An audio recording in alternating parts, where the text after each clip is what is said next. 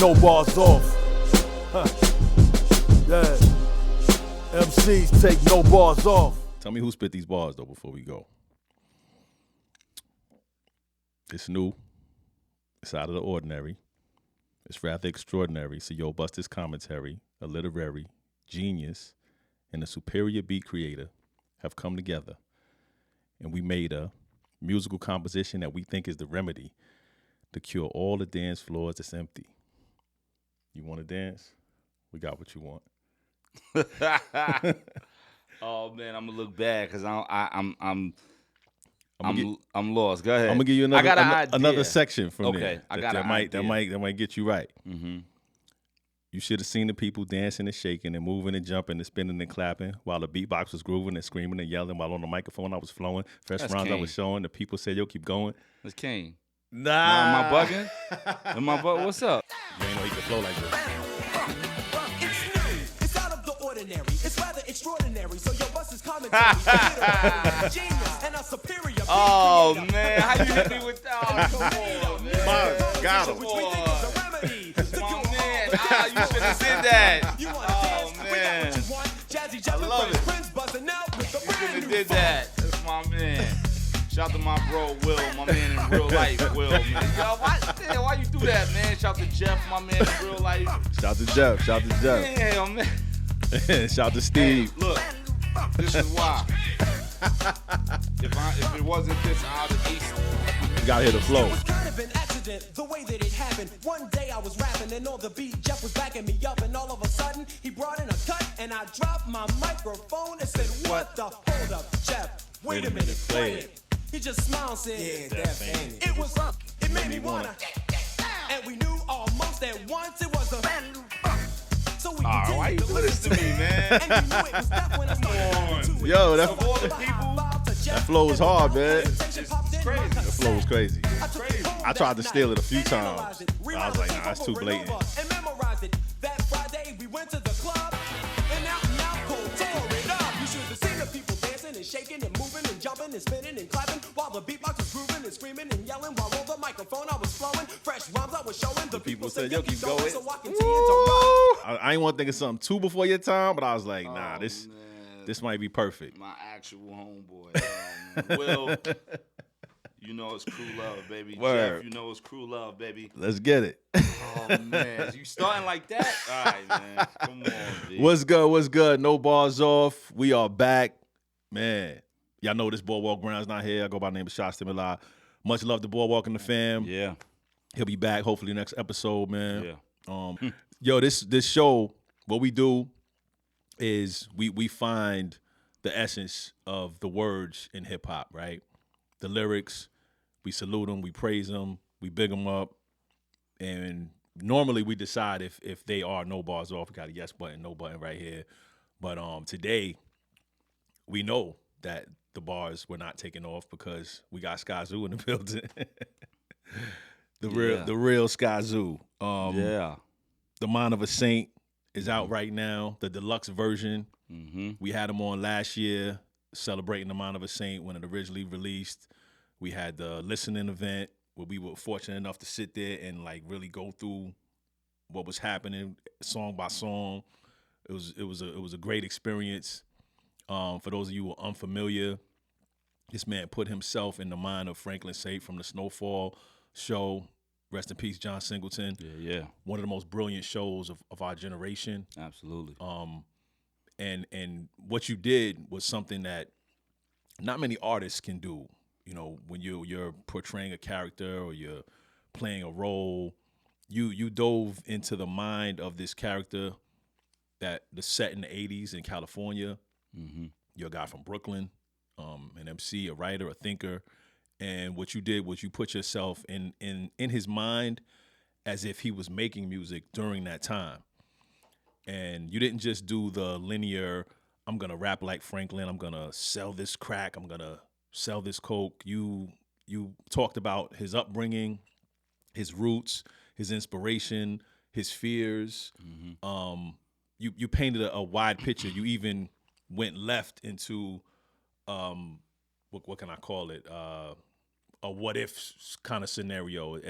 If he had ran into Nipsey's dad, and there was so much that you did with your pen that was outside of the realm of just an EP about Snowfall or referencing Snowfall, and we want to salute you for that. Thank right? you, man. Appreciate it. And then you waited. Well, you didn't wait, but the last season came out, Right? And you decided that there was more that you had to say, and there was more on the mind of Franklin Saint. The people did. The people decided. I did too, but the people. Yeah, I'm gonna let you finish. No, that's where we are today. Yeah. You know, you told me you were working on more, and I was like, really? Yeah. And this was before the season came out that we were talking about you possibly doing more because people were asking for it. Yeah. And then the season dropped, and you know, we watched it. Yep. Everybody watched it. If you're not familiar with Snowfall, like I said, it's one of the greatest shows by generation. Oh yeah, go do that. Hulu it, all that. Go do that now. He put me onto it. I probably said this last year episode that I had to catch up because I knew the EP was dropping, the album was dropping, and I didn't have much time. So you had to binge it. I binged so much that I was having like nightmares and PTSD and yo, that happened too. Yeah. I was definitely having dreams where I was dead. Like I was having dreams about Mel and Saint and Lee, and that happened. Absolutely, it happened. It was deep. But I have so much respect for the writers of the show and the arc of the show and where that show went. And you know, you wonder like what is an artist gonna do with that? And what you did was it was beautiful art. Thank you, man. You know, that we saluted. And like I was saying, the last season, the final season comes out, and I watch it, and I didn't know it could get darker, right? Right. Like, yeah, absolutely. Like the mind of a saint went really, really deep to a sinner. And when I saw it, I was like, if I was in your shoes, I don't know if I would have went through with it. You know what I mean? Like, because I was like, this is heavy. Yeah. It was an obligation, man. You know, first off, I appreciate every single word you said just now, man. I remember when the last episode dropped, when the final episode dropped, and he took that last walk down 56th Street, and it said for John, and it ended. Yo, my notifications was going hammer. Really? It was like, all right, it's time. It's time. Like, yo, let's go. Everybody, Twitter, Instagram, Facebook, my notifications went hammer like in real time. Wow. It was like, okay, Saint, your turn. You know what I mean? Like, people started calling me Saint. It was like, all right, Saint, your turn. Like, let's go. I was like, yo, I gotta write it. You know what I mean? Like, I gotta get the beats and write it and all that. And, you know, but so I say all that to say, like, it was the people that was like, yo, what's up, man? Like, we ready, you know? So I knew when we did the original joint, we was going to have to circle back around because there was no way we could do this and do seasons 1 through 5 and then they be up on the final season and not do nothing. Granted, if it was like 3, 4, 5 more seasons left, I probably would have left it alone. Yeah. Like, all right, you know what I mean? Like, I'm not going to cosplay as Franklin Saint for the rest of my career. You know what I mean? But like, being that when we did it, we knew there was the final season coming up because they had promoted it and all that. So I had told Joe, shout out to Joe, the other guys who did all the production. Shout out to the other guys. You know, out of DC, absolutely, you know, wonderful production, of course, and they went ridiculous with it. I told Joe, I said, yo, we're going to have to come back around and do, I thought it would have been like 3 joints. Yeah. I was like, yo, we probably going to come around and do like 3 or 4 joints, you know what I mean? And it turned into 7. Originally, the album was only going to be 5. The OG joint was only going to be 5 joints. It was like, I was like, what am I going to do for this, right? 5 joints is cool. Yeah. And as I started thinking about what it would be and how I would do it, I told him, I said, yo, bro, this is going to be a full album. It's not going to be an EP. It's going to be an album. Yeah. It's definitely going to be 10 joints, without a doubt. Because I got concepts for days, and they're way beyond 5 records, you know. So then when it came to the Deluxe, I was like, yeah, we probably had like 3 joints, maybe 4, and it turned into 7. You know? When the whole last season, man, just, you know, what I tell people when they listen to the joint and they break it down as far as the Deluxe and everything, and I'm like, there wasn't one moment in this season, and it's a testament to the writers of the show, and it's a testament to Damson Idris and his incredible acting. There wasn't one moment in this entire season that he smiled. Wow. There wasn't one moment. He had nothing to smile about. He just lost 73 M's. You know what I'm saying? Like, now when he was talking to Leon in the walkway, when at the end? Oh, at the very end. At the very end. Right. Yeah. Yes. Once it was over. Yeah, when it was over. And he was like, yo, you my best friend. And he was half drunk and all like that. Yeah. There wasn't really one moment in this season when he smiled. Whole season. So I told people when they was getting ready for the album, I said, yo, get ready. There's no straight drop. Yeah. There's no the balancing act. There's no brick by brick. There can't be. Yeah. You know what I mean? Like, he literally is going through hell. Yeah. Imagine going to jail. Imagine getting clapped, surviving all that, beating a murder rap, playing with the CIA, putting your family through XYZ, your father, your this, your mother, blah, blah, blah, blah, blah. And through all of that, you make 73 mil. You buy a plane. You got buildings. It's generational wealth. You're straight. Yeah. And you right at the door. And then they shove you out the door. Boom. Auntie taking the plug is with it, blah, blah, blah, blah, blah. They shove you out the door. Anybody else, a Marlo, or any, we talked about this last time, a Marlo, they would have clapped Louis. They would have clapped Teddy, you know what I mean? He was smart enough to be like, yo, you know what? You got it. Because with this one, man, it was darker, so I had to go to a darker place. So, like, I would find myself pulling up Google images from the last season, specifically the very last 5 minutes of him with the torn up wife beater and you know, the bloodshot eyes, the sty in his eye and all that in the hair. And I would have that as my screensaver on my computer. I put a picture of, you know, the scene when Sissy was about to clap Teddy and, you know, he's on the phone and Sissy got her back to him and she looked like she got prayer hands pointed down or whatever. And, like, I would put that up on the computer, you know what I mean? And just let it sit there as a screensaver while the beat is on loop and I'm just writing, you know what I mean? Like, shit like that. And listening to it, you know, for me personally, I watched the season months ago, so this was kind of like a refresher. Yeah.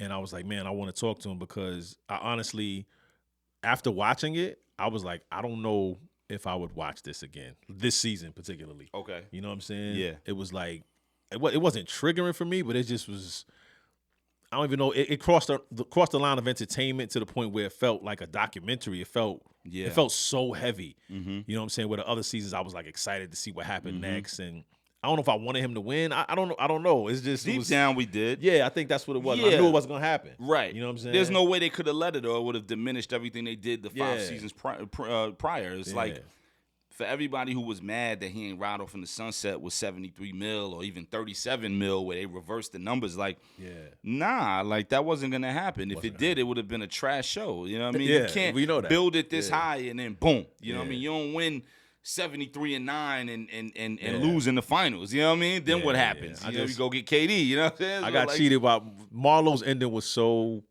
perfect for the bad guy. You know what I'm saying? Like it was a great, and I got spoiled by that. But either way, listening to this, I wanted to talk to you because I was like, man, there's certain things I probably don't remember. You know, kind of like when we did the first one, I was every reference I caught, you know, I was fresh on it. Fresh, it was fresh. So I'm like, all right, now I'm excited to kind of hear your take on it. So I'm gonna get into this joint. Yo, survived every stereotype.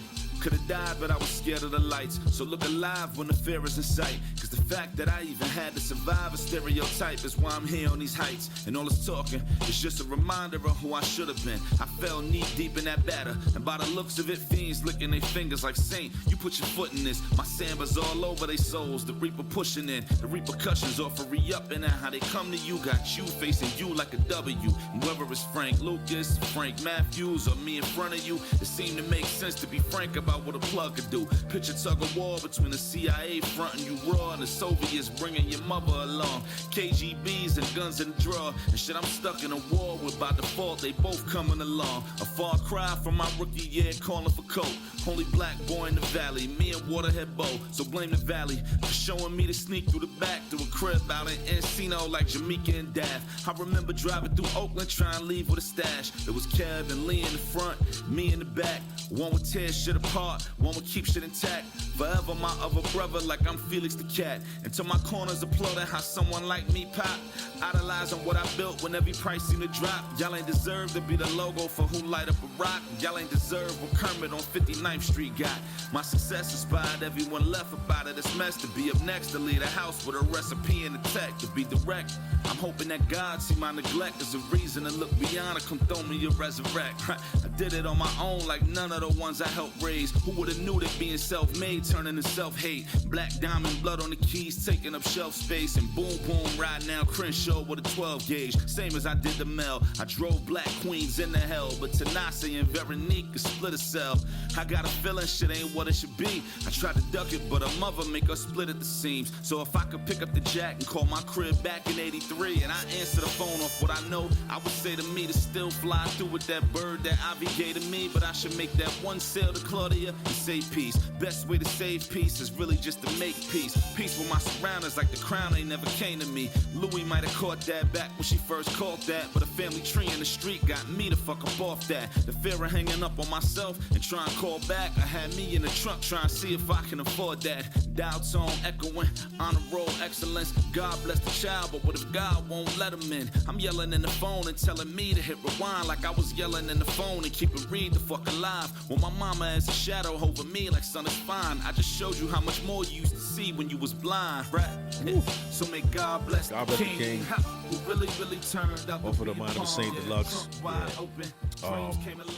The music on that puts you in a zone. It reminds me of like a Spike Lee film, or John Singleton film. Absolutely. Yeah, absolutely. Just the it sounds like a score, and what you're doing with it is, I mean, it sounds like you're painting a picture with someone's blood. It just it's really capturing the essence of the show. I thought this record stood out, and I told you it was hard to choose because once you put on and you ride out to the Deluxe, it's kind of like it's this melancholy vibe that kind of sits with your soul, and you see everything that you're going through, that Saint is going through. I can feel you as the writer getting into this space, and it has peaks and valleys, but it's such a consistent groove that it was hard for me to say, okay, this one is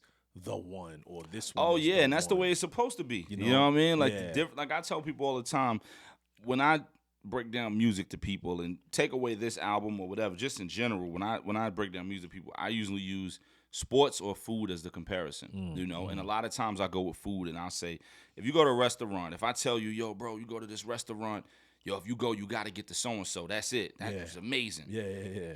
That's really the standout joint. Everything else is cool. Yeah. But if I tell you, yo, go to this restaurant, you be like, yo, what should I get? And I say, yo, it don't matter what you get, bro. Get anything. Like, it don't matter. You can close your eyes and point. Yeah, chef is crazy. Whatever's on the whole menu is bananas. Then you know, yo, that's a stellar standout spot. Absolutely. And that's the way it's supposed to be. Like, a lot of people getting called top tier and elite and blah, blah, blah, blah, blah. And like, nah, like that's not it. They got a catalog where you point out that one. Or they got an album where you point out that one joint. Yeah. As opposed to, yo, I don't know, the whole thing, B. The whole, your favorite dish is this. My favorite dish is this. Brown favorite dish is this. Damn, that's a nice restaurant. Everybody arguing what's the best joint. True. You know what I mean? So, like, that's how it's supposed to be. Yeah, so the fact that you were hit with that conundrum is what it's about. You know what I mean? Yeah. So you set it off, survived every stereotype. Could have died, but I was scared of the light. So look alive when the fear is in sight. Because the fact that I even had to survive a stereotype is why I'm here on these heights. When you grow up in the hood, whether it's L.A. or Brooklyn or, you know, Detroit or Miami, wherever, it's, yo, you're going to be dead or in jail. And I got friends who was one or the other. I got friends who was both. You know what I'm saying? I got friends who, yo, they went to jail and they got killed. Like, dag. Like, you know what I mean? So son survived both as he went through both, but survived it. You know what I mean? Like, he went to jail, beat that murder rap. He got clapped up, beat that. You know? So it's like, man, all the stereotypes, you survived them if you're going to get in the game. Now, that doesn't count for people who didn't get in the game. That doesn't count for people like myself or you who went to school and did greater things and blah, blah, blah. But if you in the game and you decide to jump off the stoop, yo, I'm going to jump off the steps and go get busy, bomb, bomb, bomb. They say, yo, it's one or the other, man, dead or in jail. He survived that. Like, he beat both, right? Survived every stereotype, could have died, but I was scared of the lights. Like, at that point where he could have. It could have been a situation where he succumbed to. I'm succumbing to this situation in jail, or getting hit with all these bullets from Mel and blah blah blah blah blah, and all the things that he went through, and he survived all that. He didn't succumb to all the stuff that was around him. So I could have died, but I was scared of the light. So it's just that's the poetic and artsy side of like the lights of like when you die, you see the light, they say, and you go to heaven or whatever it is, and you see the light bringing you closer and all that. I took it as the white light, and I saw like siren lights, cop cars, like those two, right? Jail and death, right? Well, I looked at it. Well, and again, art is the eye of the beholder. When I was thinking of it, I thought of it as God, but then also like the fame, right? Like he was always out of it, like. He was too smart for that. You never saw him in the Benz. You never saw him in the Frank Lucas mink fur and all. You never saw that. Right. He had a members only jacket and some Sambas. Like I said, the Reapers, my Sambas all over their soul, talking about the Adidas. Yeah. And I see how Adidas is going hard with Sambas right now. It's solely because of Saint. It's solely because of Snowfall. It's not because of me. I got to check it. It's solely because let's get a check cut. Nah, it's solely because of Snowfall. Like they're literally putting Sambas. You go to Adidas.com, it's the first sneaker you see. Yeah. Like that's solely because of Snowfall. Okay. So shout to that. But he was scared of the light, So look alive when the fear is in sight. Like when fear is coming towards you, the fear of dying, the fear of being in jail, the fear of being afraid of this and that and what can happen in the street. When the fear is coming upon you, look alive like, yo, man up. You know what I mean? So look alive when the fear is in sight. The fact that I even had to survive a stereotype is why I'm here on these heights. Meaning the fact that I even had to go through this shit as a young black man in America because of what was done to our people. Yeah. Because of this, the way it was laid out, where we would have no opportunity, we would have no chance, we would have no anything, right? Like nothing was given to us and we had no opportunity. Everything was stripped from us. The fact that I even had to survive a stereotype is why I'm here on these heights. Like I shouldn't even had that going through this shit. But the fact that I live in this country is why I had to go through all this shit. That's why I'm up on the spot that I'm at, because I had to work so hard in my dirty way to get this. You know what I mean? And all this talking is just a reminder of who I should have been. I fell knee deep in that batter, and by the looks of it, fiends licking their fingers like, Saint, you put your foot in this. My Sambas all over this soul, talking about the Sambas, the Reaper pushing in. And from here, I thought about all this talking with Saint actually doing music and being this, this orator, this well-spoken MC, right? It's a reminder of who he should have been, going to the schools he went to. But he fell knee-deep into the work and has fiends licking their fingers on that batter.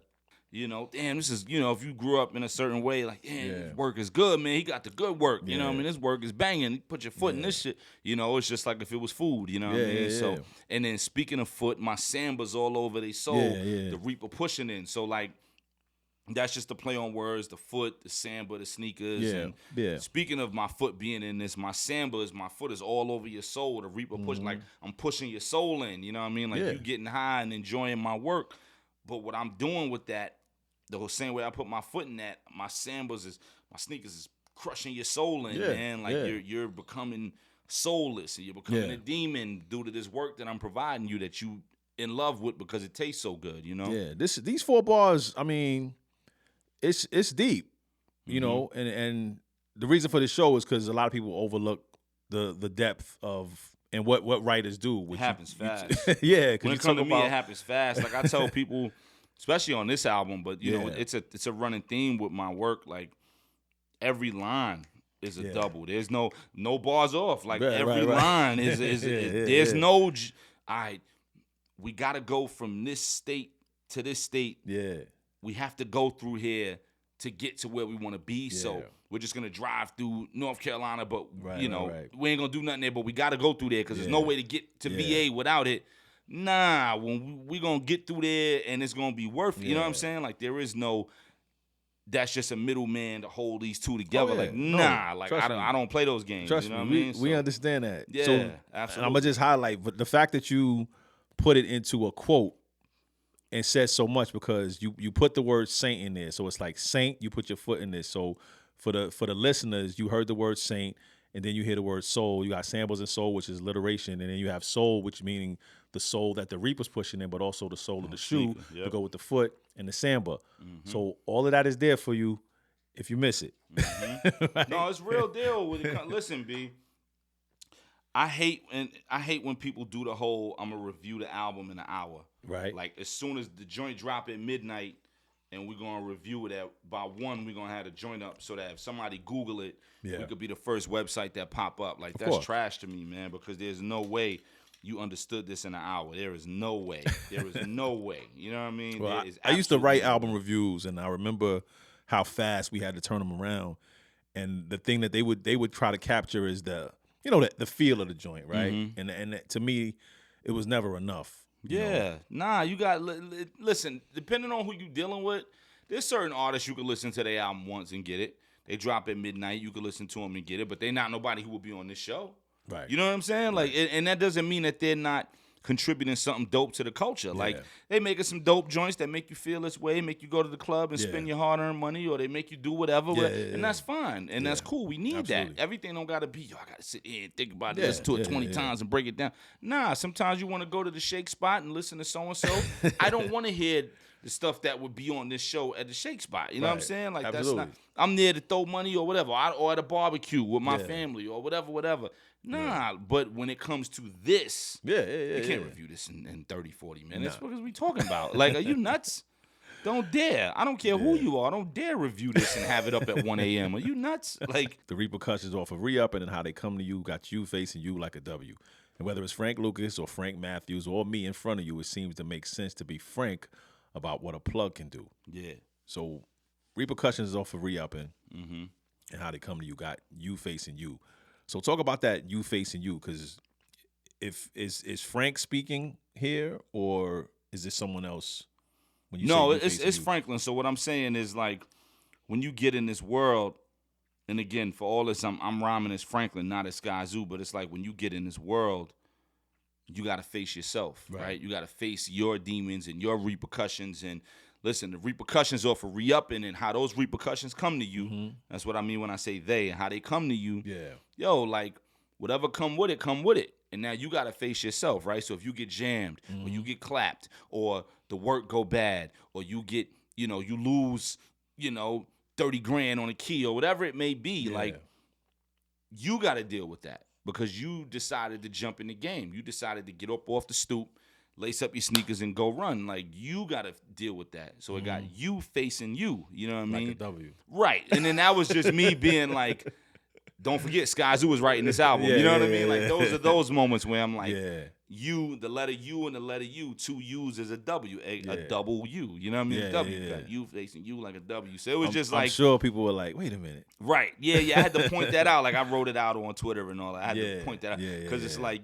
it's like a mirror, like you facing you, right? But then if you got a letter U and a letter U and they facing each other, it makes the W, which is why it's called a W. So anyway, repercussions that come with re-upping work every other week or every week or every couple days or whatever, it got you facing yourself. Like, you can only look at yourself in the mirror. And then whether it's Frank Lucas or Frank Matthews or me in front of you, it seemed to be frank. It seemed to make sense to be frank about what a plug could do. So, again, that was just more rap shit where it was just like Frank. You know what I mean? So I just know I was like, oh, word. Like, these 3 Franks had something in common. Yeah. These 3 guys, and it was just happenstance and coincidence that these 3 guys all named Frank kind of moved the same way. So just on some lyrical miracle shit, I was like, let me throw that in there. We're not gonna give it that term to remind. Because that would make it geeky. I love it though, but to remind heads, yo. Skyzoo was writing this album, right? Yeah, you know what I mean? So it was more of that. Like, I'm gonna be me on the album no matter what. I think what we love to highlight on the show is it's the effort, right? It's the rhyme scheme. So you had how they come to you, to facing you like a W, that made you think. And then you go Frank Lucas, Frank Matthews, so you have the 2 proper nouns. And then instead of saying Franklin Saint, you say me in front of you to rhyme with the W.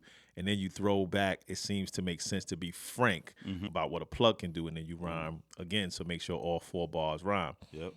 That's genius. And I appreciate that. And I'm letting you know the emphasis is on these names. And the metaphor is the names. Yeah. The metaphor is like, whether we're talking Frank Lucas or Frank Matthews or Franklin Saint, it seems to make sense to be frank about, so I'm saying me. Picture tug of war between the CIA fronting you raw and the Soviets bringing your mother along. KGBs and guns in the draw. And shit, I'm stuck in a war where by default, they both coming along. Now, when you say picture tug of war, now I'm feeling for the listener right now because your mind is still trying to catch up to a couple of bars, and we only That's the only at Skyzoo 12. conundrum where it's like when you listening, I don't say a double or a triple or whatever and then give you 4 bars to think about it. Yeah, it's a chill. Catch up. Yeah, This yeah, train is yeah. moving, baby. Catch up. You know what I mean? And there's an extra layer because it's not just Skyzoo rhyming, some Skyzoo life shit. This is a reference to something So that you got to some know the art that show. exists. Yeah, You got to know the show. You got to be a fan. That's why I tell people all the time. People be like, yo, man, I never watched the show, but I listened to the album and I love it. I'm like, wait back. till you watch the show. And I'll tell people, they be like, yo, I want to listen to the album. I'm your biggest fan. I haven't heard it yet. Should I watch the show first? I say, yes, go. Yeah. Come back in 2 months. Yeah. Go watch the show. Absolutely. And then come back. Because as opposed to me getting your streams now, I'd rather you appreciate it the right way. Correct. Go take a Yeah. month or two, binge the show. You got 60 episodes or whatever it is to watch. And then come back and listen to it and go, oh, my God, he's the best. Yeah. I'd rather you do that. You know what I'm Yeah, saying? yeah, Like, the tug of war is normally the street and, dealing with your family and trying to keep your family in the dark about it depending on your age or trying to keep your family out the way so enemies don't get involved with them. That's the tug of war. You know what I'm saying? Or trying to be normal. Like, yo, I got kids, man. I'm trying to take my kids to the park. Motherfuckers might clap up the park. That's the tug of war. This tug of war is literally the Soviets and the CIA. Yeah, that's what real. the hell? Like, you know what I Yeah, mean? yeah, Like, that's death at every corner, So, like, picture that. So what I'm doing with that is just I'm letting the listener know, like, yo, this picture my life, B. Like, you know what I mean? Like, picture my life. Like, I can't shake neither one of these motherfuckers. You know what I mean? I'm dealing. He want him. My mother wanted. Like, yo, what the fuck am I supposed to do? Like, I'm 24. You know what I mean? Like, that's what a am I crazy supposed thing to to do? think about. Like, You know what I'm saying? yeah, Like, yeah. what am I supposed to do with this shit? Yeah. So And he says it's a far cry from my rookie year calling for coke. Only black boy in the valley. Me and Water had both. So blame the valley for showing me to sneak through the back to a crib out in Encino like Jamaica and Dav. And you think about the rookie year when it seemed simple, right? When he was just the only black guy in the valley, getting that first piece of work and, doing what he did. That compared to where he is now, that rookie year, seemed almost innocent. If you're not familiar with Waterhead Ball, I think his name Brian Bennett. I don't remember his first name. Yeah. But this 16 is my favorite of the song. That's why, when I was thinking the joints, I was like, yo, like, obviously pick whatever you want, but this is one of them ones. Yeah. So this whole 16 coming up is one of the moments like Purity with the Nipsey shout out, where I take the fictional world of South Central that Snowfall built and the real world of South Central that was happening in real life and blended them. So Waterhead Bo is who Saint is based on, right? A lot of people look at Freeway Ricky Ross, and some of it is based on him. The CIA stuff, the ice cream truck stuff, all that. You know what I mean? Yeah, he was bigger than Rick Ross, right? Yeah. Waterhead Bo is really who Saint is based on. Yeah. It's just his story is not as popular. Like, people don't really know about Bo like that. Waterhead Bo was a dude from South Central who went to school in the Valley like Saint. Was the only black kid out there, you know what I mean, doing that. Worked in the corner store like Saint, you know what I mean, when Saint worked at Cho's. And wound up getting busy and was very low and behind the scenes, but was getting super duper busy. And Freeway Ricky Ross always said, I wasn't the biggest dealer in South Central in the 80s. I just was the most popular. Gotcha. And I compare it to like Nicky Barnes and Frank Lucas. Yeah. Like, Nicky Barnes was doing it, right? Like, Nicky Barnes was going crazy. But Frank Lucas was doing it. Getting it. But he was low. Yeah. You know what I mean? Whereas, like, heads knew about Nicky Barnes because he was doing his thing. Everybody knew. So it's the same thing with, like, Freeway Ricky Ross is like, yo, I just was most popular. But, like, I was getting busy. Make no mistake, I was getting busy. But Bo was going crazy. You know, like, Bo was sending to D.C. and Rayful Edmond and all. Like, Bo was going crazy. So, like, cross country, but heads didn't know. And that's the way you want it to be. So I wanted to take the real players that was going through that in South Central, that was doing that, everything that they was dealing with and that they was living, and incorporate them in Saint's world. Because it was the exact same time period. It was the mid-'80s, So I made it where it's like they all was playing in the game together. Because if you know the show, Saint wasn't the only dealer. You know what I mean? Right, He of course. brought rock to South Central, but he wasn't the only dealer. It was dealers everywhere. It was dealers all over Compton. It was dealers all over Inglewood. He was dealing with Scully and Manboy and blah, blah, blah, blah, blah, and all this. It was everywhere. You know what I'm saying? So, like, he set the fire. Like, he lit the match. He struck the match, and boom. But it was dealers everywhere. So, like, look at it like he was with them. Look at it like he was with Waterhead Bow and Jamaica and Daff and all of them. And if you know the story of Jamaica and Daff, that's who Louis and Saint is based on, where they were a couple, been together forever. They got married. They was running around, getting busy, and then Daff got killed, and Jamaica took over, you know. And her story is everywhere. Their story, rather, is everywhere. You can go on Netflix and BET and all that, and you know, the ill thing about her, you probably noticed, but the ill thing about her, they have a son, and their son is my age. I forget his name. I think his name is Anthony, but he's my age, born in '82, and he's a multimillionaire of skateboarding. Wow. You know what I mean? Yeah, like it's ill. Yeah, It's ill. Like he's a skateboarder and world-renowned, award-winning and all this, and built a skateboard line, and he's a multimillionaire on his own. You know what I mean? Wow. Like, so it's just I think the ill thing about that is it's a testament to who Jamaica and Daff were, that they made so much money that they was able to raise a son in an area where he would have nothing to do with what they come from. Like if he grew up in South Central, he wouldn't have been skateboarding. You know what I mean? He grew up in Encino. You know what I mean? That's why I said in Encino and all that. He grew up in Encino because his mother and father made so much bread regardless of what they did and the struggles and the pitfalls that they went through and the things that they went through. And, you know, Jamaica went to jail for a long time and he was raised by his grandmother. But he grew up in a neighborhood where he could skateboard and he could fall in love with skateboarding and turn into a millionaire. You know, it was all those things of, okay, this was the real world, this was the Snowfall world, let me tie them together. And that was the point of that. And it keeps going as the rhymes keep going. I remember driving through Oakland trying to leave with a stash. It was Kev and Lee in the front, me in the back. One would tear shit apart, one would keep shit intact. Forever my other brother, like I'm Felix the Cat. Yep. So it makes you think about the scene, you know, in the car. Season 1, yep. Season 1, Kevin Lee in the front, me in the back. One would tear shit apart, one would keep shit intact. That whole dynamic with those two, the way things worked out with Kev, it made me think twice because I was like, wait a minute. In the beginning, it seemed like Lee was wild. Yeah. But as time went on, it was like Lee was keeping shit intact. Right. Yep. Right. When shit got real, listen, they had to go run down on Lenny and Ray Ray. Yeah. And handle that. Boom. It was Lee. Yeah. Yo, come with me. You know what I mean? They had to go, yo, come with me. Yo, I got you. But it was Lee. Like Lee. Yeah. And we all got that one person, right? Like we all got that one person. Shout out to my brother A. Like we all got that. Yeah. Yo, come on. All right, yeah. Whatever you doing, I'm with it. Yeah. You know what I mean? Whatever you doing, I believe. I believe in you. I believe in your intelligence. I believe in who you are. These are points where you have to know the show. Yeah. You have to know the show and be like, word, yeah. They went to Oakland. He was trying to leave. You know, he was trying to get that bread. He was trying to leave with a stash. You know what I mean? They said, yo, we got to get this off. He was like, I got to get this off, man.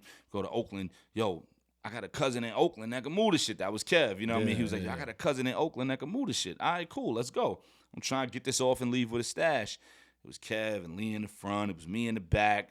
One would tear shit apart. One would keep shit intact. Like, okay, forever my other brother, like I'm Felix the Cat. And the thing about that, Felix the Cat was a player in Oakland. Okay. And he created this thing called Mob, my other brother. You know what I mean? So that's the double play, the double entendre with that. Where I'm saying Lee is forever my other brother. You know what I mean? Like I'm Felix the Cat. Okay. So if you're from Oakland, you know that. And the crazy thing, shout to my man Deron out of LA, and I talked about him on the last episode. That's my LA family.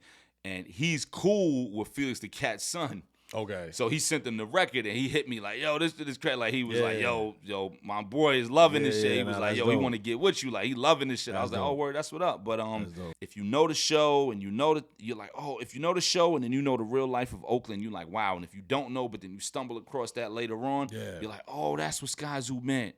Felix the Cat had a crew called My Other Brother. He called Mob. Oh shit, that's what he. Yo, that's crazy because they went to Oakland and he really was in Oakland doing it and blah, blah, blah, blah, blah. And Lee was his other brother. Lee was like his brother, but then Mob, my other brother, was Fearless the Cat shit. Yo, what kind of metaphor is that? There we go. That's why we here. You know? Like, that's why we here. You know what I mean? To my corners, applauding how someone like me pop, idolizing what I built when every price seemed to drop. Y'all ain't deserve to be the logo for Who Light Up a Rock. Y'all ain't deserve what Kermit on 59th Street got. Mm-hmm. My success inspired everyone left from out of this mess to be up next, to leave the house with a recipe and a tech to be direct. I'm hoping that God see my neglect as a reason to look beyond and come through, throw me a resurrect. Yo, Yeah. you was floating. Yeah. To my corners, applauding how someone like me popped, idolizing what I built when every price seemed to drop. Mm-hmm. I mean, I can see like it sounds like an athlete, you know, getting applauded by the corner. That's how it goes. You know That's what how I'm it saying? goes. That's how it goes Like, where we from, man. Whether it's New York, L.A., you know, Detroit, D.C., you know, St. Louis, whatever. That's how it goes, man. Like, it always be the ones that come up in the neighborhood, and then we be the ones looking from the bleachers cheering on, like, yeah, look at Son. Son got the new joint. Son got the Q45 Infinite. Son got the Jeep with the doors off. Yeah, damn, Son doing it. Like, yeah, that's how we grew up, you know? So, like, idolizing what I built when every price seemed to drop. So it's like the irony of I could sell this weight so cheap. I can make the price drop and sell it so cheap that I can build this up high. Like, how's he doing so good when he selling shit for so low? So again, that's just a metaphor and turning Saint into a real rapper. Yeah.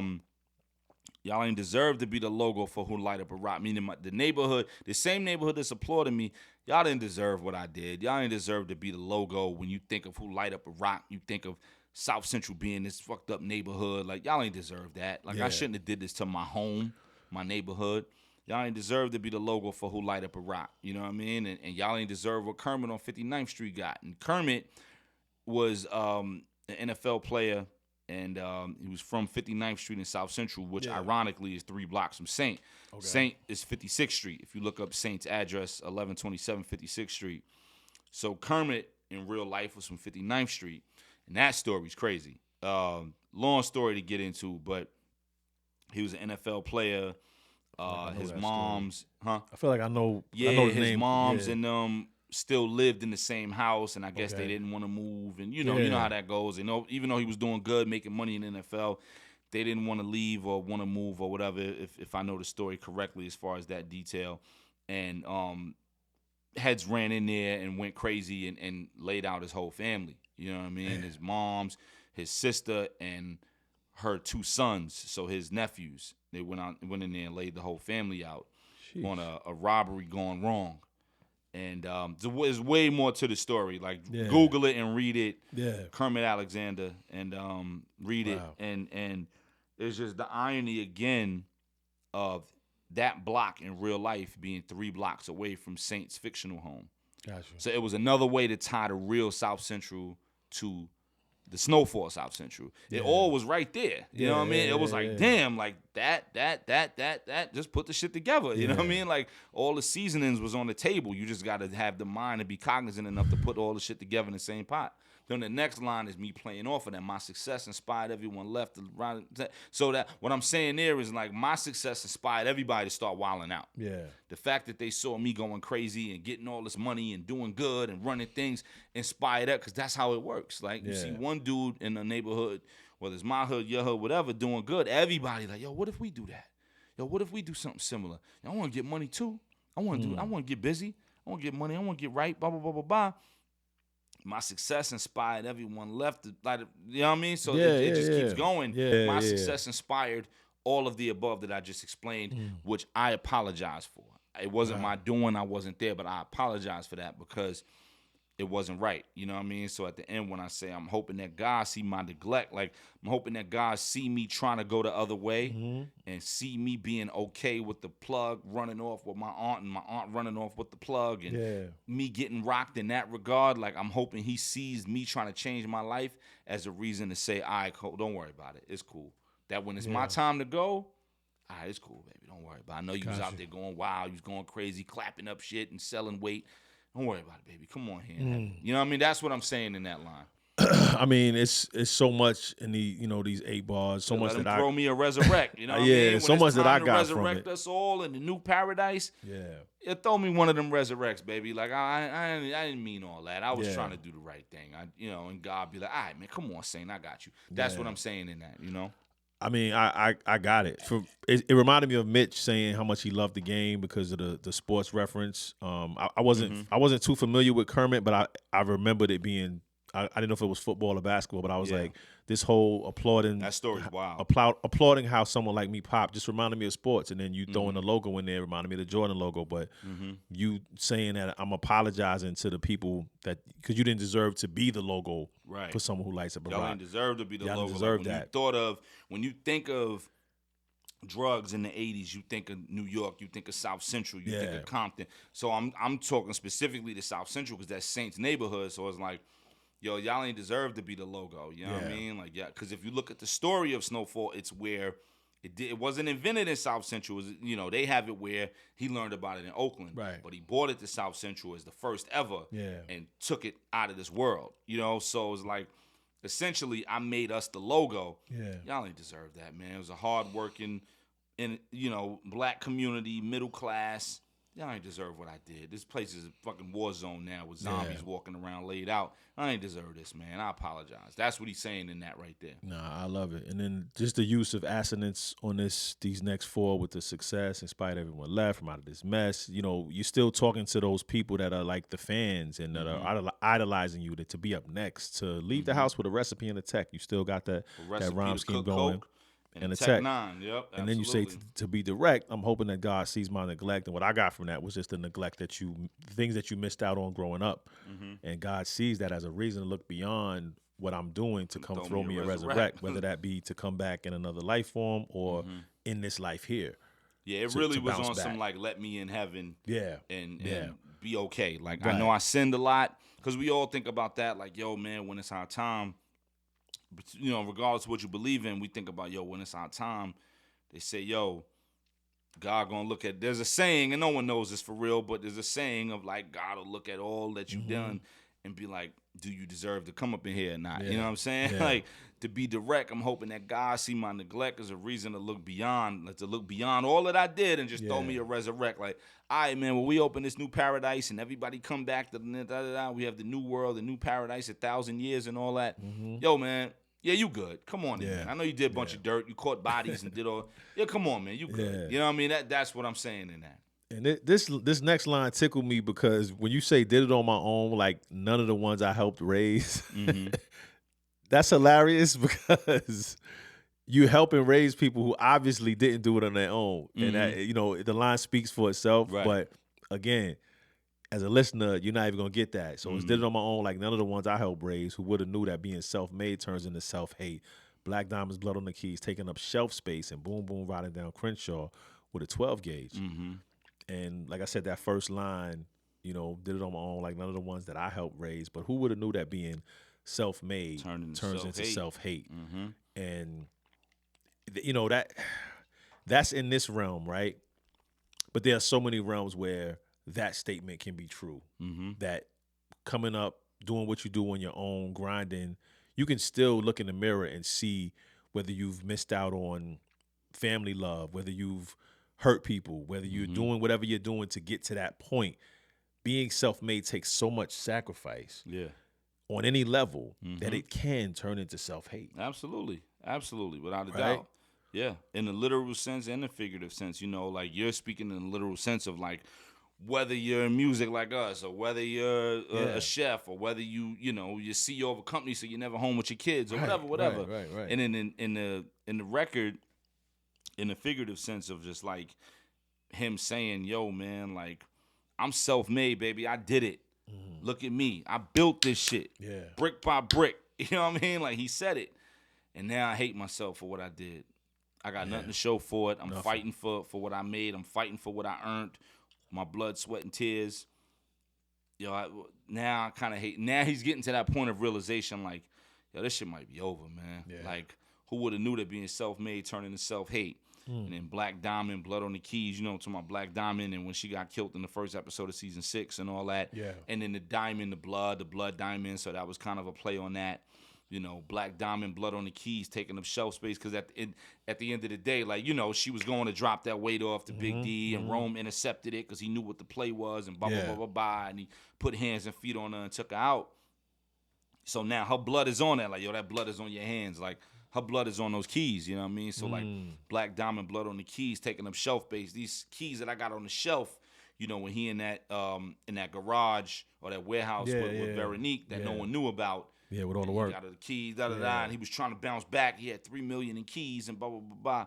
You know, her blood is on that. That's on you, bro. You know what I mean? That's on you. You sent her on that ride, her and Dallas by themselves.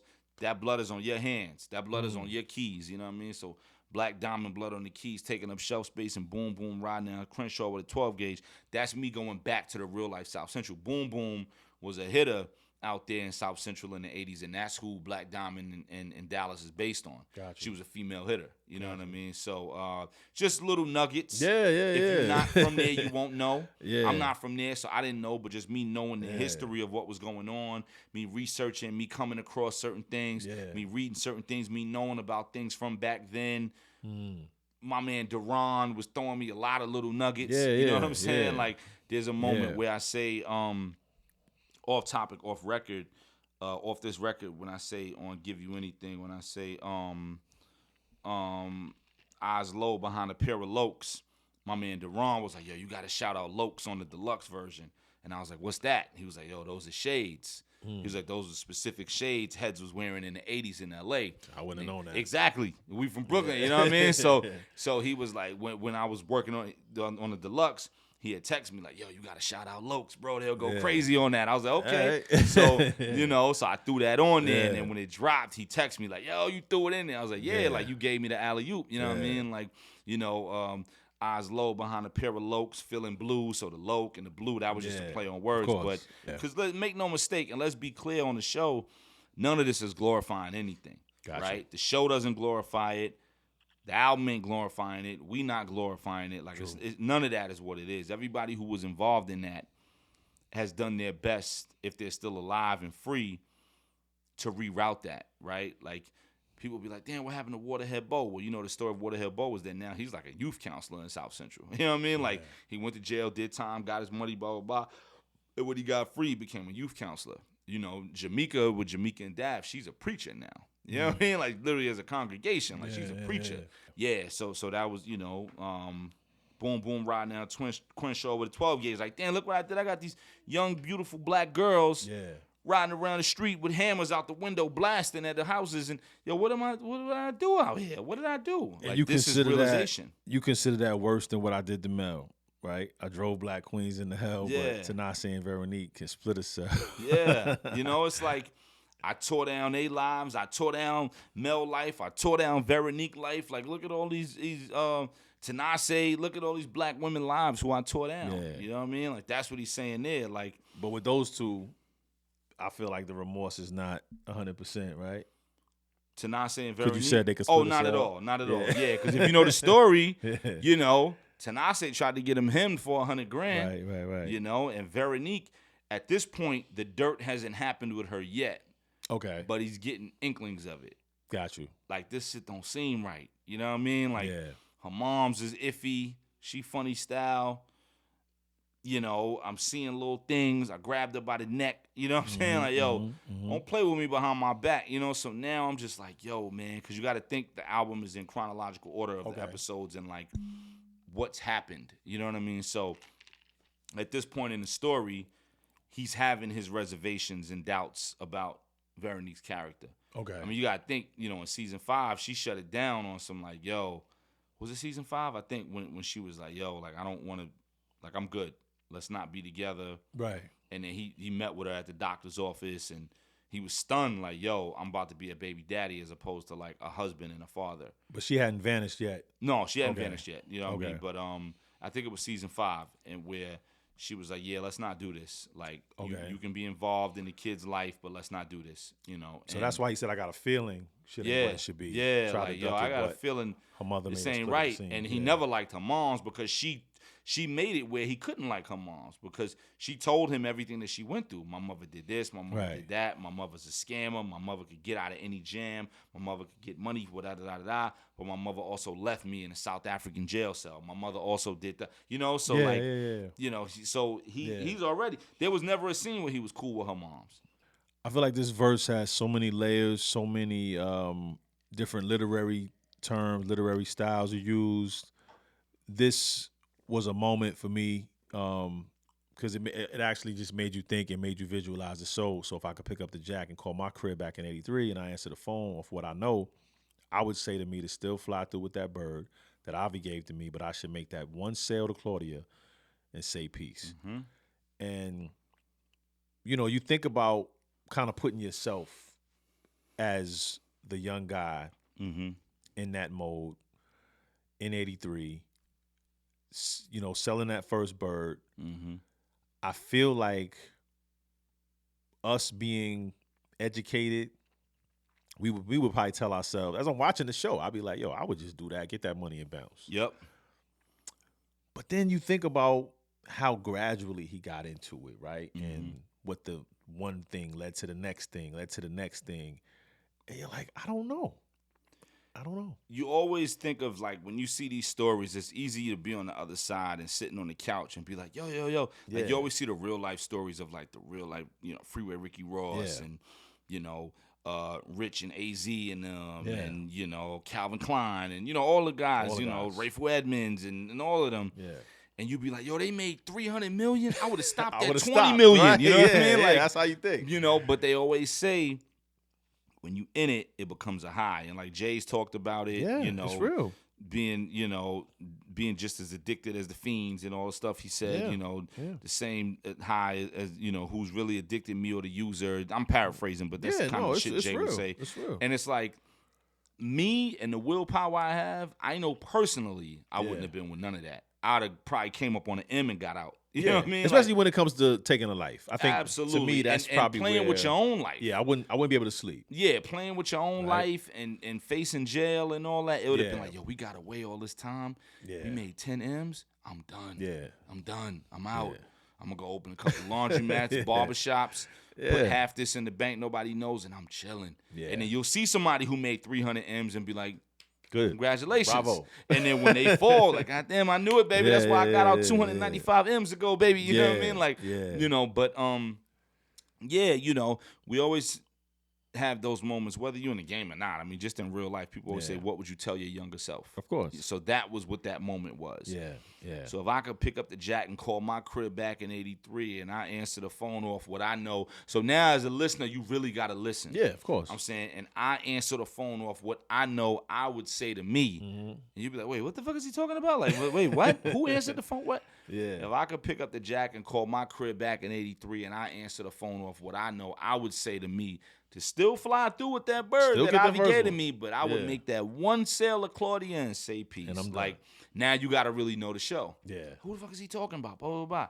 Yo, 12 grand, blah, blah, blah, blah, boom, boom, made it. All right, cool. Made a little money. 12 grand ain't nothing crazy. Made a little money, cool. You know, help moms with some bills a little bit, blah, blah, blah, blah, and call it a day. Yeah. And keep going. You know what I'm saying? But best way to say peace is really just to say, best way to save peace is really just to say peace. Like, best way to save your peace and serenity and your peace of mind is just say peace to the shit. Like, leave it alone, you know? Peace to my surroundings and the crown that never came to me, meaning, like, make peace with the fact that this is where you live. Make peace with the fact that your mom's got to go to work every day. Make peace with the fact that all of this is your life, but it's not the end of your road. Yeah. Then it's not as bad as you think it is, right? Things will be cool. You can get out of this. You can go about this another way. Best way to save peace, your peace of mind, is really just to make peace. Peace with my surroundings and the crown that never came to me. Peace with knowing I could be a king in this world. I could be this. I could be that.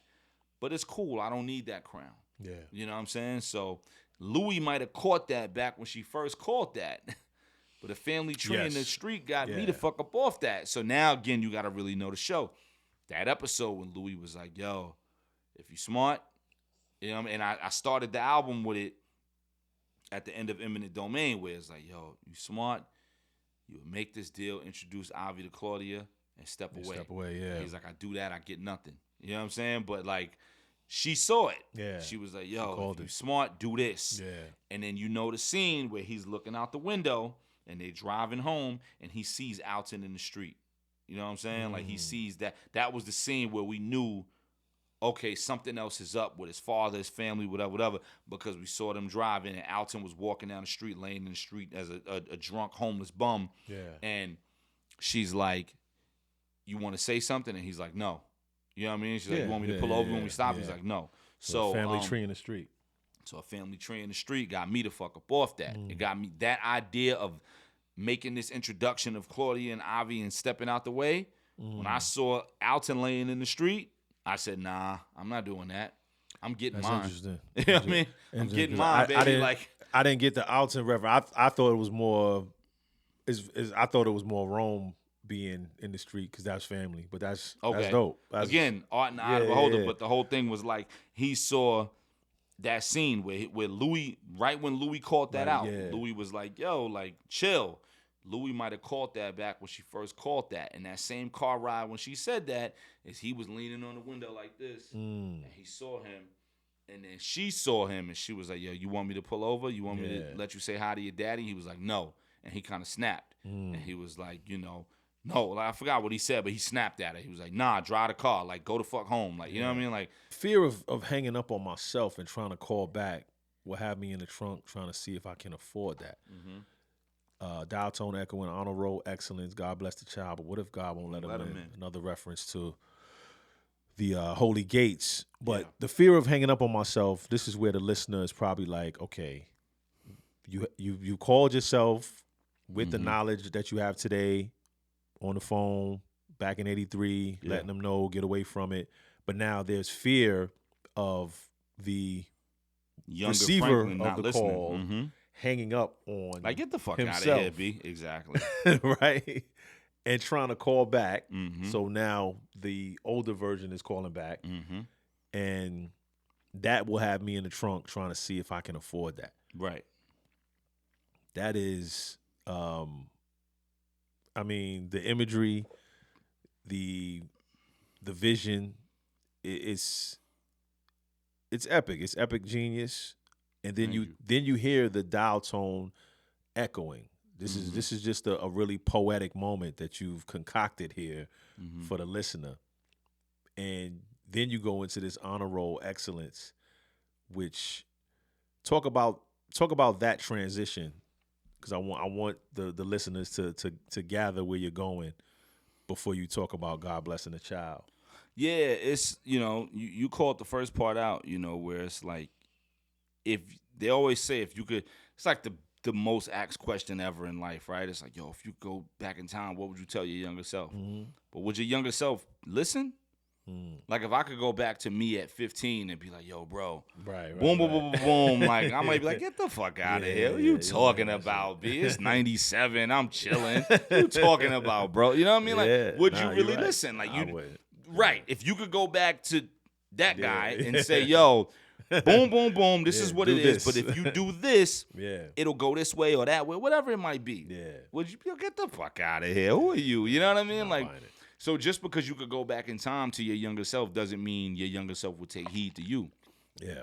So that's what I meant on that, right? Like, the fear of hanging up on myself and trying to call back what had me in the trunk, trying to see if I can afford that. Like, I got all the money in the world, but can I afford to go back and be able to be like, nah, chill. Yo, listen. Yo, trust me. You know, so again, it just becomes a more poetic thing. You know, dial tone echoing. Like, I tried to call the younger me back, and he ain't pick up. It's dial tone. Like, that's dude. Like, you know what I'm saying? I tried to call my younger self back. Dial tone echoing, honor roll excellence. Like, yo, he's so smart. He know everything, right? Like, he's an honor roll kid. He went to school in the Valley. He know everything, you know. God bless the child. Like, God, please, just take care of younger me, man. Please take care of him, man. Like, I'm trying to call him back. I'm trying to tell him, you know, what he should be doing and what's waiting for him if he makes a left versus a right or whatever. Yeah. Just take care of him. God bless the child. But what if God won't let him in? What if God is like, nah, look what he about to become. He about to become you. I can't let that guy in. That guy catching bodies everywhere and making money off people's distress and turning people from single mothers and good families into fiends and fathers who go to work every day into fiends and looters and shooters. And I ain't let that guy in here. What you talking about? God bless the child, but what if God won't let him in? You know what I mean? Like, for the listeners, I mean, if you kind of think about this, it's almost like let's say somebody that's really successful doing something that they're not proud of. right. Calling their former self and trying to warn them about the future.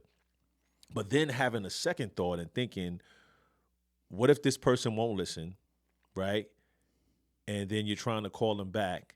And then there's also an underlying thought that, can I even afford if they did listen? Mm-hmm. And now I don't have the success that I have today. Mm-hmm. It's so much going on in your brain and your mind with this success, with this conversation, with these thoughts, these inner thoughts, and none of it is real. Had me in the trunk trying to see if I can afford that. Like, as a dealer, the first thing you do is pop the trunk. Yo, okay, I know I got money. Yo, boom, boom, you pop the trunk, blah, blah, blah, blah, blah. I got all the money in the world, but can I afford that? You know what I mean? Like, It makes me think of my own life. Like, it's things I would want to tell myself, but I'm like, would you listen? Would I have this house if I? You know what I'm saying? Like, Everything happens for a reason. Like, I know there's things that I would go back and tell me, but would I listen? Like, you know, like nobody ever asked that question. Everybody says, yo, if you go back in time, what would you tell yourself? Yeah. Awesome. Yeah. Would you listen? It's like Back to the Future when when Biff went with he had the book with all the gambling, all the championships, the sports almanac. He had the sports almanac, and he's telling them, yo, man, blah, blah, blah. And the young Biff is like, yo, get the fucking, right. And he's like, yo, stupid, listen. And he smacks him with the book. He's like, yo, listen, bet these numbers. And he's like, all right. Like, he wasn't going to listen. Doc Brown didn't even want to know when he was going to die. You know? Right. Exactly. You know what I'm saying? Which most of us probably wouldn't. Yeah, you know what I'm saying? So it's like, yo, like, you know, would you nobody asked that part of the question. If you go back in time and tell yourself whatever, do you think your younger you would listen to the older you? Probably not. You know? Yeah. So I'm yelling in the phone and telling me to hit rewind like I'm yelling in the phone and keep Read the fuck alive. Mm-hmm. With my mama as a shadow over me, like, son, it's fine. I just showed you how much more you used to see when you was blind. Mm-hmm.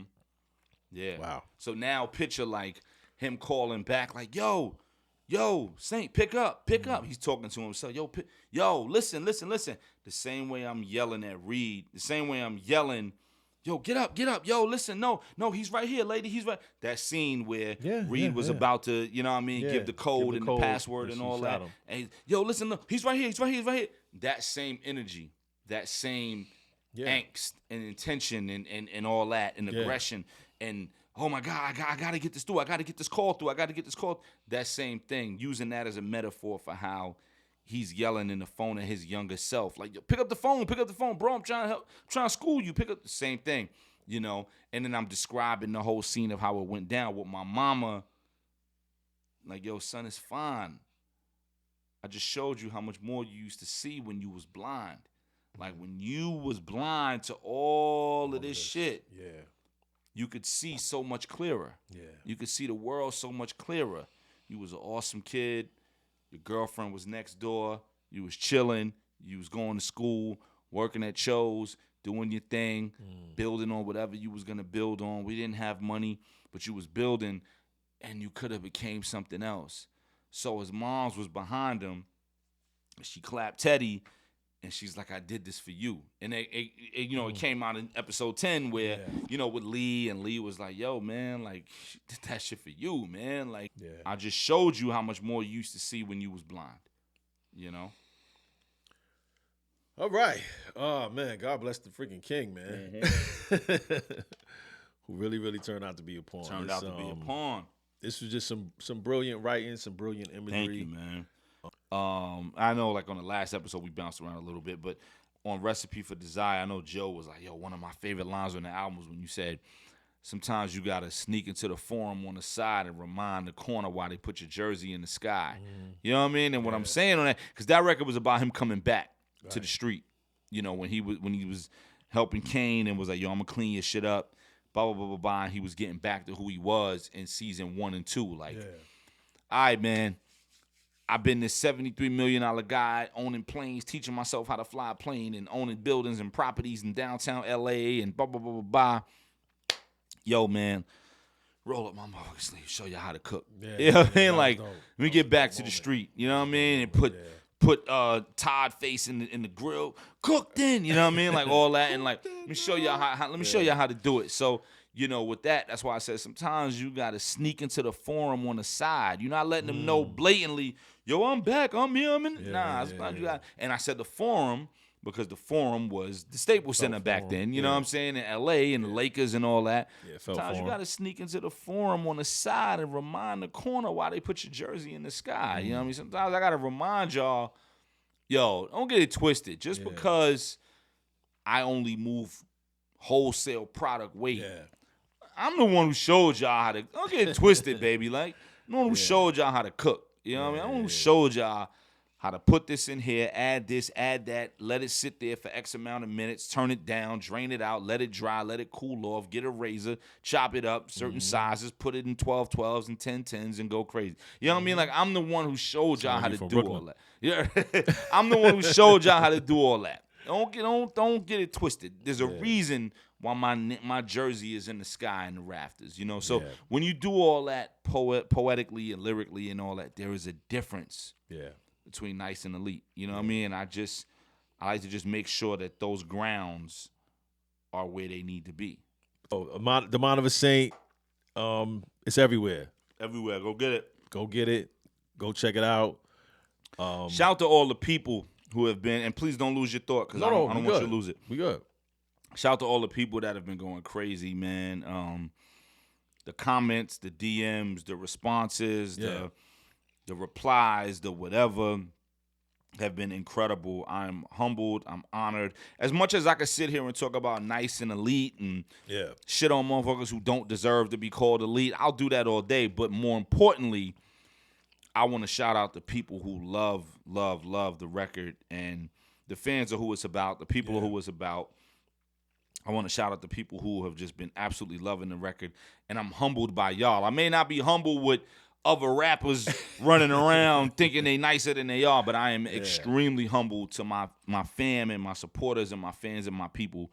So shout to all of y'all, man, who have been showing so much love to the record. When I make music and when I write, I hope that y'all get it. And when y'all speak the way y'all have been speaking, it shows me that y'all get it. And it's an honor and a privilege, man. It truly is an honor and a privilege to be able to serve y'all with this music and this poetry. It's been a hell of a ride, man. I'm humbled every time. Every time I see a comment, as much as I may go at other whatever, other rappers and shit, but like, I'm humbled, every time somebody says, yo, bro, I don't know what the hell was happening when you did this, but this shit is it. This shit is amazing. This shit is dope. Yo, you the best. You got it. You didn't won. You got it. I'm humbled, man. I don't be like, yeah, I know. Fuck out of here. Like, no. Like, I don't play those games. I'm very humbled. I got you. That's why they love you. Yeah, I'm very humbled and esteemed by it all, man. It's truly art, man. Like, I'm not gonna hold you. Like, it's truly art. And again, I gotta shout out, everybody, behind the scenes at Snowfall. Yeah. This was done on my own with me and Joe, and me and the other guys, and Damson shouted out the record, last year on Rolling Stone, and Gail Bean, who plays Wanda, has been showing a lot of love. Shout out to Isaiah John, who's hanging out with my son Miles at my man Seven's birthday party, man. So there's been little ways of being infiltrated in, and mainly shout out to my man Trevor Ingleson, one of the executive producers of the show, who showed so much love, man. The day of the Deluxe, I hit him. I was like, yo, bro, check out the Deluxe, boom, boom, boom. And like 20 minutes later, he hit me back. He was like, yo, I sent it to the whole cast. You know what I mean? So like, it's, shout out to my man Tree. He's like, yo, I sent it to everybody. Everybody got it. You know what I mean? See, I'm very much about what is left behind. Yeah. I'm very much about heads being able to say, yo, when he did what he did it the right way. And if I'm gone, whenever that is, God forbid, anytime soon, yo, when he did it the right way, right? And like the music and what I'm saying and how I go about it, I don't like when people leave the art behind that creates destruction and creates and inspires people to go down a certain path. And I think Snowfall is a perfect example of you can get that off while sending a message. Right. You know what I mean? Same thing with The Wire. Like, you get that off without sending a certain message. This isn't a glorification of, yo, motherfuckers is getting clapped every day and selling weight and getting busy and this shit is cool and bang, bang. Nah, this is, yo, yes, we're going to show a realistic depiction of it. And it's so realistic, it's going to rattle you and be like, this is why we shouldn't go this way. This is why we have to respect and understand what these people went through. This is why we need to do everything we can to reverse course on all this, you know? So, like, this was my way of continuing to do that. I do it in my own music in a certain way, and this was a way to really go blatant with it on the coke and drug shit. Like, yo, listen, B, like, look at what son went through. Yeah, man, this is epic. And with that said, we're gonna let Sky go. And whatever you doing, stop taking bars off. Yeah, and we was drinking for Saint tonight too. That's it. Real spitters take no bars off. Yeah. MCs take no bars off.